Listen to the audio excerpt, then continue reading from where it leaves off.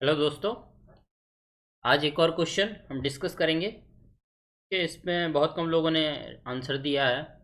तो बहुत लोगों ने इसका आंसर गलत दिया है। ठीक है, तो हम डिस्कस करते हैं कि लोगों से गलती कहाँ हुई है। तो सबसे पहले क्वेश्चन देखते हैं। इस solid shaft of diameter D is carrying twisting moment T. ठीक है, एक आपका सॉलिड शाफ्ट है। तरीके से मान लीजिए शाफ्ट है आपका। ठीक है, इस पर एक ट्विस्टिंग मोमेंट टी लग रहा है। ओके, और इसका डायमीटर आपको डी गिवन है। ठीक, तो find the percentage of twisting moment. ठीक है, resist by 50% outer area of cross section of the shaft. ठीक है, वो वाला हमको ट्विस्टिंग मोमेंट का रेजिस्टेंस पता करना है। मतलब रजिस्टेड जो इसका इस ट्विस्टिंग मोमेंट का एक ये इस पे लग रहा, तो इस पर एक रेजिस्टेंस लगेगा। मतलब ट्विस्टिंग मोमेंट को ये रेजिस्ट करेगा, तो उसको रेजिस्टिंग ट्विस्टिंग मोमेंट बोलते हैं। तो वो बोल रहा है कि जो इस शाफ्ट का एरिया होगा, इसका अगर क्रॉस सेक्शनल व्यू हम ड्रॉ करें तो मान लीजिए। ठीक है, इसमें मैं बड़ा व्यू ड्रॉ कर रहा हूँ उसके डायमीटर से ताकि अच्छा दिखे। ठीक है, मान लीजिए आपका इसका क्रॉस सेक्शन है। तो बोला कि आउटर 50% एरिया। तो आउटर 50% एरिया पहले ड्रॉ करता हूँ अगर मैं। तो सपोज दैट कि ये जो एरिया है वो आपका आउटर 50% एरिया है। ठीक है, तो दिस इज आउटर 50% एरिया। जो हैज्ड एरिया है दिस इज आउटर 50% एरिया। ठीक है, सो इस एरिया को मैं अज्यूम कर लेता हूँ ए डैश। और इस सब का पूरा जो क्रॉस सेक्शन एरिया है सपोज दैट ए है।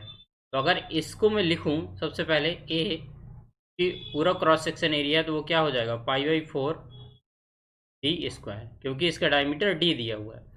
और जो ए डैश होगा वो ए डैश मान लीजिए इसका जो इनर डायमीटर है, जो आउटर 50% एरिया में इनर डायमीटर मान लीजिए इसका डी आई है। ठीक है, डी आई। तो इसका एरिया अगर मैं लिखूँ आउटर 50% एरिया जो कि मैंने ए डैश माना है, वो क्या हो जाएगा π/4 D square minus D I का स्क्वायर। ठीक है, और एज पर क्वेश्चन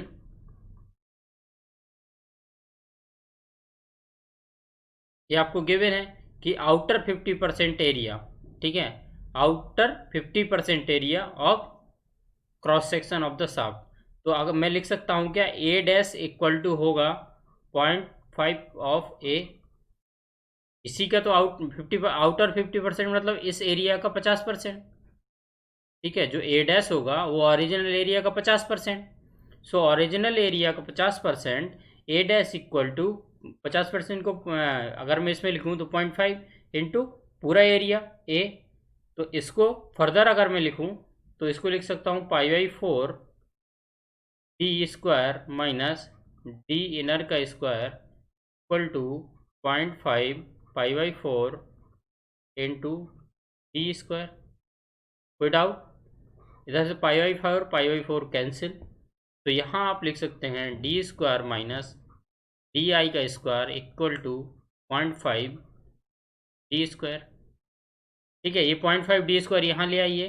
तो ये एक डी स्क्वायर है, 0.5 आएगा माइनस का, क्या बचेगा 0.5 डी स्क्वायर प्लस का बचेगा इक्वल टू, इसको यहाँ ले आइए तो ये बचेगा डी आई का स्क्वायर। तो यहाँ से आपको एक रिलेशन मिल गया जो कि फर्दर यूज होगा, डी आई का square equal to 0.5 D square. Clear? अब हमको निकालना है क्या कि आउटर 50% एरिया में कितना ट्विस्टिंग रेजिस्टेंस होगा। ठीक है, जो ट्विस्टिंग मोमेंट का है वो कितना रेजिस्ट करेगा, या रेजिस्टिंग ट्विस्टिंग मोमेंट कितना डेवलप होगा आउटर 50% एरिया में। तो उसके लिए सबसे पहले आपको समझना होगा कि ट्विस्टिंग कैसे होती है इस शाफ्ट में। तो किसी भी शाफ्ट में ट्विस्टिंग अगर हो रही है, मान लीजिए शाफ्ट है। ठीक है, इसमें एक ट्विस्टिंग मोमेंट लग रहा है। ठीक है, तो इसका क्रॉस सेक्शनल में बड़ा ड्रॉ करता हूँ। ठीक है, ये है। तो क्या होगा इसमें, क्या होता है हर एक पॉइंट पे इस तरीके से आप जानते हैं शियर स्ट्रेस डेवलप होता है। यहाँ पर आपका मैक्सिमम शियर स्ट्रेस होगा और यहाँ 0, इस तरीके से बढ़ता है, लीनियर रिलेशन होता है। ठीक है, तो मुझे अगर किसी पर्टिकुलर पॉइंट पर टॉर्क चाहिए, रेजिस्टिंग मोमेंट, ठीक है, रेजिस्टिंग मोमेंट चाहिए, तो कैसे फाइंड आउट करूँगा? ठीक है, मान लीजिए ये जो स्ट्रिप है, ठीक है, एक सर्कुलर स्ट्रिप मैंने ली है सेंटर से r डिस्टेंस पर और dr थिकनेस की, ठीक है, और मुझे इस स्ट्रिप पर रेजिस्टिंग टॉर्क चाहिए tr। ठीक है, सो रेजिस्टिंग टॉर्क चाहिए। अब देखिए ये एरिया है, इस एरिया पर कुछ ना कुछ यहाँ शियर स्ट्रेस लग रहा होगा, क्योंकि ये शियर स्ट्रेस सब में लग रहे हैं, यहाँ पर मैक्सिमम, यहाँ 0 है, तो यहाँ पर जो शियर स्ट्रेस लग रहा है मैं एज्यूम कर लेता हूँ कि टाउ r है, क्योंकि यहाँ से r रेडियस पर है। तो इस स्मॉल एलिमेंट पे जो सर्कुलर एलिमेंट हमने लिया है सेंटर से r रेडियस पर dr थिकनेस का, उसमें आपका शियर स्ट्रेस कितना लग रहा है? टाउ r, या एज्यूम कर लिया मैंने। ठीक है, अब मुझे क्या चाहिए? Resisting moment tr। तो स्मॉल एलिमेंट पर मैं लिख लूँगा कि स्मॉल मुझे रेजिस्टिंग मोमेंट चाहिए। तो रेजिस्टिंग मोमेंट क्या होता है? उस एरिया पर फोर्स इनटू सेंटर से, या उस फोर्स, देखिए रेजिस्टेंस यहीं इस डायरेक्शन में, तो फोर्स भी यहीं लगेगा और इसके ये परपेंडिकुलर में होगा, तो ये हम एक यहाँ लगेगा, सिमिलरली यहाँ होगा, ये आर होगा, एक यहाँ लगेगा, ये आर होगा। तो इन सब का अगर मैं सम कर दूँ तो मुझे टोटल मिल जाएगा। तो पहले मैं क्या करूँ? F into R, clear. अब ये एफ कहाँ से लेके आऊँगा? ये डी एफ होगा, छोटा सा एफ, सारे एफ मिला दूंगा तो पूरे का आ जाएगा। तो आपका D of T R equal to, यहाँ डी एफ को क्या लिख सकता हूँ मैं? Stress into area. So stress आपका क्या है? T R into area. इस पूरे स्ट्रिप का एरिया क्या होगा? एक सर्कुलर स्ट्रिप है ये, ठीक है, यहाँ से आर पर, और ये डी आर थिकनेस है। सो इसका क्या एरिया होगा? आप जानते हैं इसको क्या लिखते हैं? Pi R into D R, sorry 2 pi R into D R. So आप यहाँ पर एरिया लिख दीजिए 2 pi R into D R into R. ये आपका हो गया twisting moment at this element, छोटे से एलिमेंट पर। सो अब देखिए इस टी आर को आप आर के फॉर्म में लिख सकते हैं। कैसे? यहाँ बड़ा अगर मैं ड्रॉ करूँ तो ये आपका इस तरीके से है, ये सेंटर था, यहाँ पर आपका टाउ मैक्स है, और यहाँ से आर डिस्टेंस पर ये आपने माना था tau R. So tau R को क्या मैं लिख सकता हूँ? ये आर डिस्टेंस, ये पूरा कितना है? Capital R. क्या मैं लिख सकता हूँ? Tau R divided by small R equal to tau max divided by capital R. Clear. So यहाँ से आप टाउ आर क्या लिख सकते हैं? Tau max divide by R into small R. तो यहाँ अगर आप इसको पुट कर दें रेजिस्टिंग ट्विस्टिंग मोमेंट में, तो आपको क्या आ जाएगा यहाँ पर? Tau max divide by R into 2 pi, ये वाला आर आएगा एक, और ये आर है, ये आर है, तो क्या हो जाएगा? R cube D R. अब पूरा अगर ट्विस्टिंग मोमेंट चाहिए टी आर, तो क्या कर दो आप? 0 टू आर। यहाँ से देखिए इस सेंटर से लिमिट यहाँ कितना है? आर है, तो 0 टू आर अगर इसको इंटीग्रेट कर दें तो क्या आएगा आपका? सॉरी, इंटीग्रेट करने पे आपका आ जाएगा tau max divide by capital R into 2 pi R cube D R. यहाँ देखिए tau max and capital R is a constant for a given shaft, for a given shaft it is constant. तो आपका T R लिख सकता हूँ मैं tau max R 0 to R 2 pi R cube D R. This is nothing but polar moment of inertia. This is nothing but polar moment of inertia. आप इसको solve करेंगे तो आपका निकल के भी आ जाएगा, लेकिन अगर बेसिक डेफिनेशन से आप देखेंगे तो this is a polar moment of inertia. ठीक है, क्यों है पोलर मोमेंट ऑफ इनर्शिया?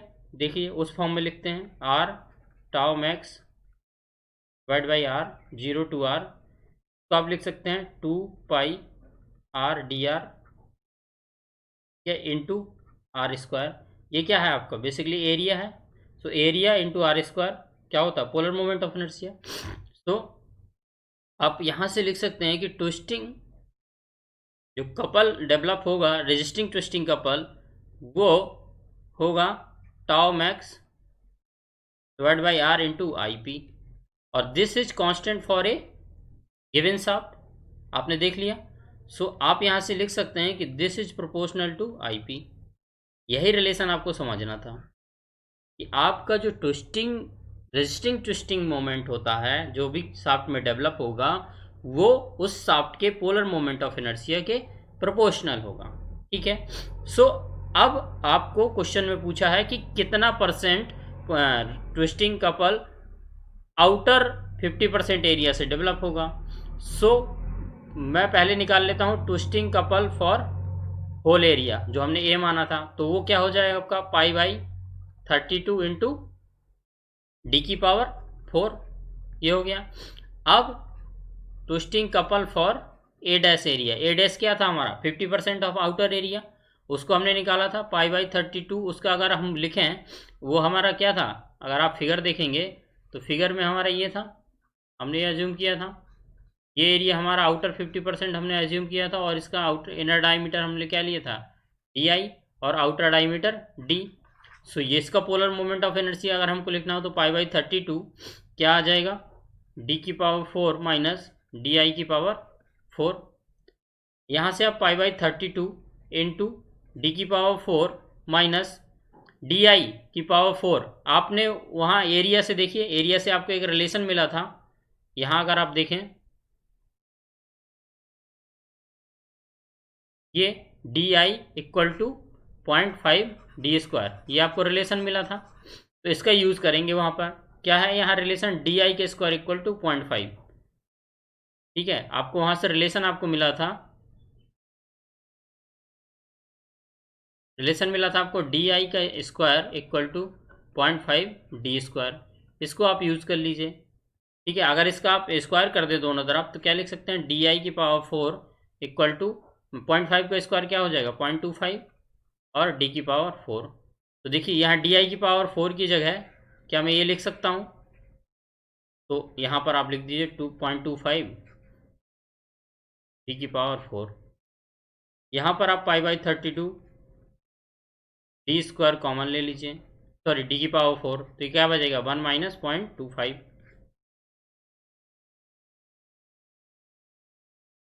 और ये क्या है पाई बाई 32 डी की पावर 4 क्या है आपका T R A, complete area में जो रेजिस्टिंग मोमेंट डेवलप होगा। ठीक है।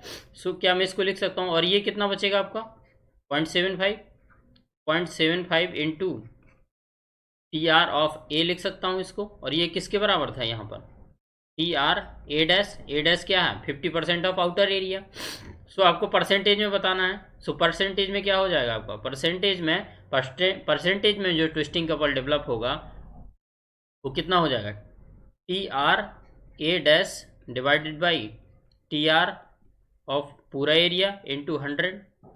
तो यहाँ से आप टी आर ए डैश बटे टी आर ए को इसको इस तरफ ले जाइए तो क्या बचेगा 0.75 इंटू 100, तो इक्वल टू क्या आ जाएगा 0.75%।